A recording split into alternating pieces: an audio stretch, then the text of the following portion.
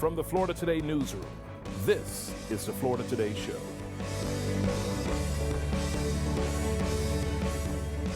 A proposed 7-story apartment complex, a new hotel with public parking spaces in its garage, a proposed Starbucks sandwich between the heavily trafficked east and westbound lanes of State Road 520.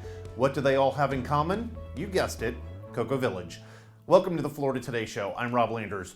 The quaint, historic shopping and entertainment district is, seemingly all of a sudden, getting a lot of attention. So this week, I sat down with our North Brevard watchdog reporter, Tyler Vasquez, to talk about all the projects coming to the village, the parking shortage, and what residents and business owners think about all of it.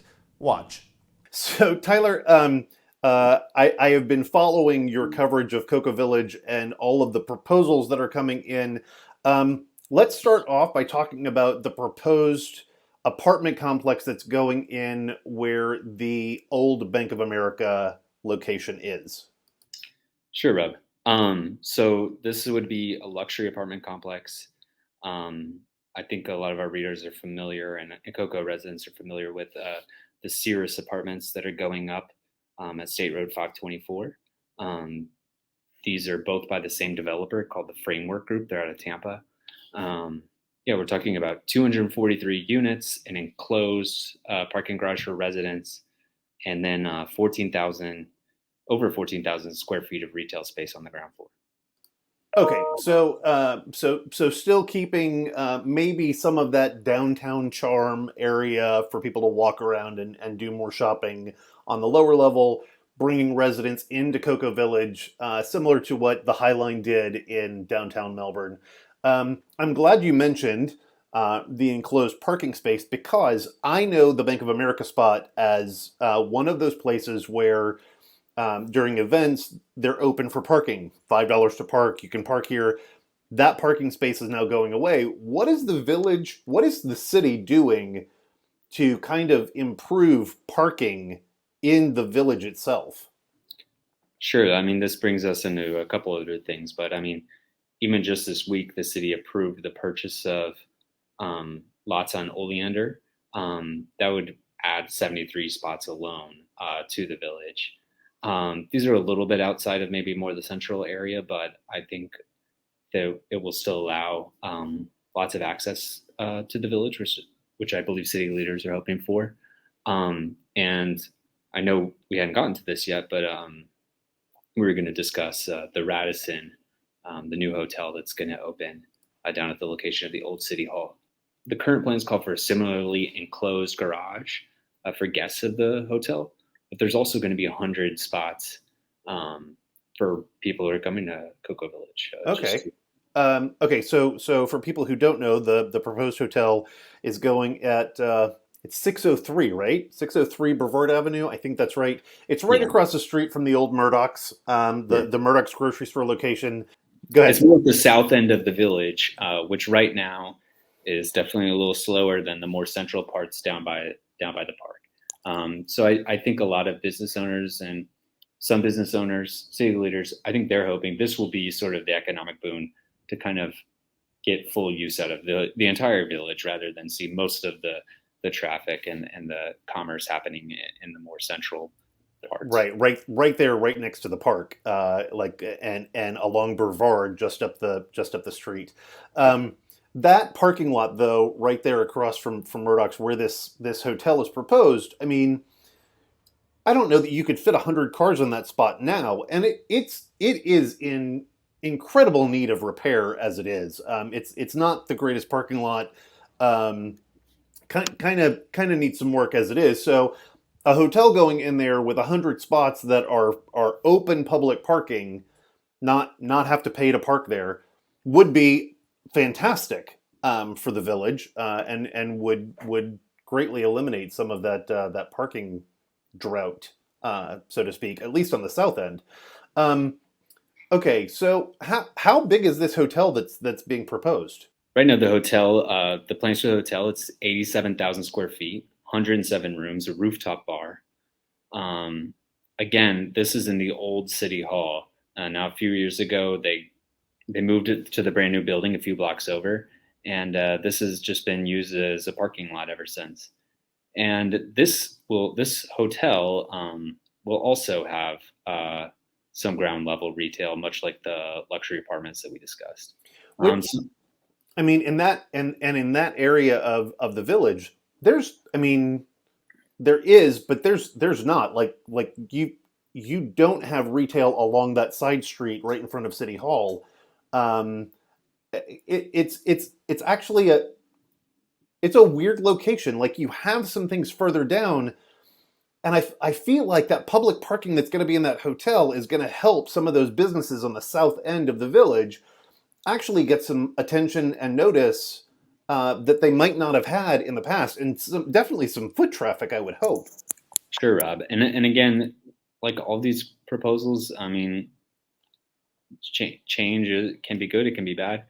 You're going to have, both sides, both reactions to that. And there are some business owners who certainly push back against the hotel, maybe aren't the biggest fans of, the change that would bring. But there were at least one person said at the meeting where it was approved, um, hey, my only complaint is that it's not bigger, because I think some business owners see this as an opportunity. We're going to have different people in here, every week. They're going to be walking in front of my business. They're going to be coming in. And I think that's the hope for some of these folks. Yeah, I mean, and I keep making the comparisons between Cocoa Village and downtown Melbourne, and this hotel proposal is very much the same kind of proposal as the Hotel Melby that is now in downtown Melbourne. But there's one thing that Cocoa Village has for it that has going for it that downtown Melbourne doesn't, and that's the cruise industry.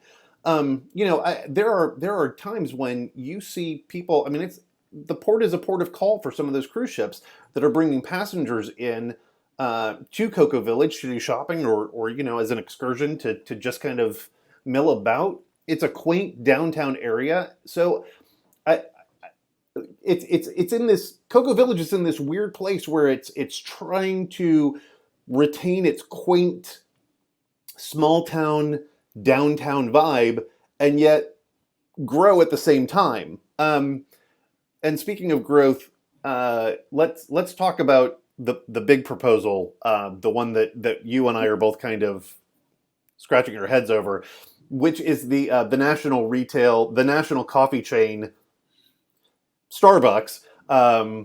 At least that's what we believe it to be. Coming in between the east and westbound lanes of State Road 520 on the north end of the village, where the old SunTrust location is. Let's talk about that, Tyler. What's going on there? I mean, essentially, that project was already approved. I mean, that's already going forward, unless, and again, deadlines can be extended, as we just saw. So this week, the developers were giving a 7-month extension. That extension was based on the fact that they have, been slowed down by getting Florida Department of Transportation to sign off on some of their plans. Again, I think we've seen in the past pushback on this project from people who are concerned that it's going to cause, traffic tie-ups, on the bridge coming in and out of Merritt Island, or coming in and out of Cocoa Village to Merritt Island. I think that they're hoping that adding a slowdown lane and doing some of this other stuff that is currently being reviewed by FDOT is going to solve those problems. But again, not everybody's convinced. And, I pointed out before, we have a similar situation on, US 1 in Nogales. It's a very busy, high traffic road, people going high speeds, and, there's no turn lane there. You just you have to slow down, turn off of the road, and get into the Starbucks right there. And people do it every day. And so there's some precedent for this around the county of having a busy, high traffic, thoroughfare like that and having Starbucks right on it. We'll have to see how things go with FDOT and things go moving forward with that project. I could almost see this working well if it was just a standalone Starbucks going in that location, but that's not what we're talking about. We're talking about like a multi-unit strip mall, right? Like 3 different units and that includes the Starbucks, right? That's right, Rob. It's going to be essentially three businesses in that location. It's going to be Starbucks, and then 2 other, you know, to be seen businesses there in a single story location right there in that, right where the old SunTrust building used to be, as longtime Cocoa Village people are familiar with. I'm one of those people who driving from Merritt Island, because the Rockledge Publix that I frequented closed, so now I'm driving over to Merritt Island to go to Publix, and driving home from Publix, you don't want to go in the afternoon, because traffic going over the bridge back into Cocoa is so bad. You just don't want to go in the afternoon. So I can't imagine what traffic will be like with a slowdown lane so that people can go into Starbucks or any business really in that strip mall, in addition to the heavy traffic that is already there in the afternoons of people trying to leave Merritt Island to come back over to the mainland. Do we have any idea what the holdup is with FDOT? Rob, I'm not sure what the holdup with FDOT is. I think that they just have to go through the red tape that's involved in a project like this, and it does involve possibly changing how 520, a major thoroughfare, works in that location. Yeah, I would imagine that would probably take a good amount of time and study to try and figure out. Tyler, what is it like for you as a reporter? I mean, you and Rick Neal, your counterpart in Melbourne, seem to be juggling all of these crazy development stories going on in these downtown districts. What is it like trying to keep up with all of these stories?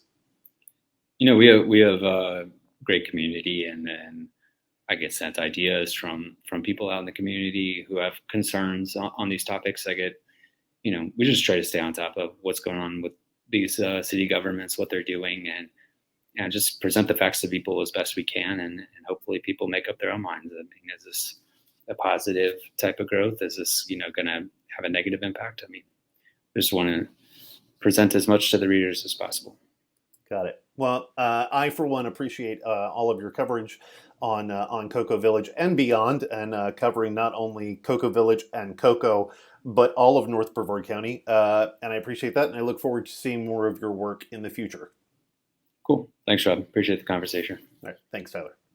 Well, that's our show. To ask questions about any of the projects mentioned on today's show, reach out to Tyler at tvasquez@floridatoday.com. If you have questions about the Florida Today Show, you can always reach out to me at rlanders@floridatoday.com. That's it for this week. Thanks for watching.